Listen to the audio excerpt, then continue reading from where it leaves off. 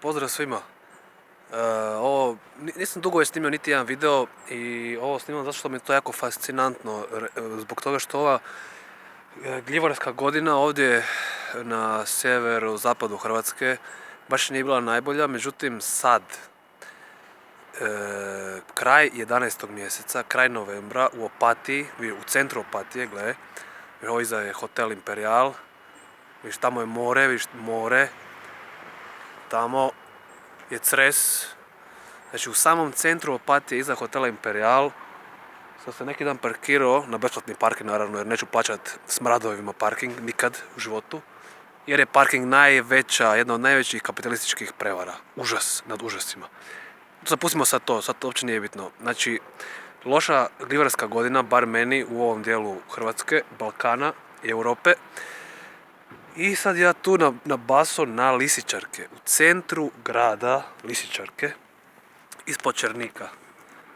Vidite ovo, znači ogromni buseni lisičarki, nevjerovatno, gledaj ovo, vidi ovo, svuda ovuda. A inače da moram ponoviti, morate imati jedan mali slatki nožić kao ovaj tu, koji je zakon zabranjen, čak i u centru grada ga možete nositi ako berete gljive, koji ih jebe. I sad ćemo tu pobrati te gljive, međutim, vidio sam još nešto jako interesantno ovdje, jednu jako interesantnu gljivu za koju mislim da je Ganoderma lucidum, to jest hrastova sjajnica, evo je točno ovdje, a ona je jako ljekovita gljiva. Samo ću morati to provjeriti još jednom, jer nisam 100% siguran. Zašto se ona zove hrastova sjajnica? Zato što voli rast sa hrastom. Ima lijepi miris. A ona navodno liječi čak i rak i čisti organizam od svih mogućih svakakvih nekakvih toksina, teških metala i obnavlja stanice i bla bla bla. Evo tu još lisičarki.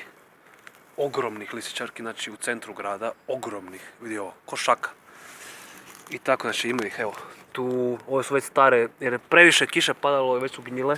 Tu ih ima isto, evo tu. Onda, nažalost samo jedna Ganoderma je. Evo ovdje, evo lisičarke, ovdje, lisičarka tu. Još ih je vidio. Tu ih ima, evo ima ih i ovdje pod ovim grmom. A tu iznad mene su černike, rast crnika. Prvi put u životu vidim da lisičarka raste sa crnikom, a i prvi put u životu vidim da Ganoderma isto raste sa crnikom, ali očito se te gljive se sa hrastovima jako vole. Evo tu i pod lovorom ima par lisičarki. Očito ima nekih gljiva koje nikad nisam vidio prije u životu. Ne, ovo nije gljiva, ovo je mandarina nečija. I tako evo lisičarki. Znači u samom centru grada u parku, što znači da zapravo Opatija stvarno je čista i predivna, jer inače ne bi baš te Ganoderme i lisičarke rasle ovuda. Tako ću ja to sad lijepo sve pobrat i napraviti jedan fini ručak. Tako da znate da čak i u urbanim sredinama gdje nema industrije i šta ja znam, nekog velikog pretjeranog zagađenja, će izrasti jestiva hrana. A gdje sam stavio košaru, evo je. Sad ćemo to pobrat. Ovaj put neću ni čistiti jer malo nemam vremena, noć se sprema. Ovo je skroz gnjilo, gnjecavo, ništa od toga. Ovo nećemo dirat.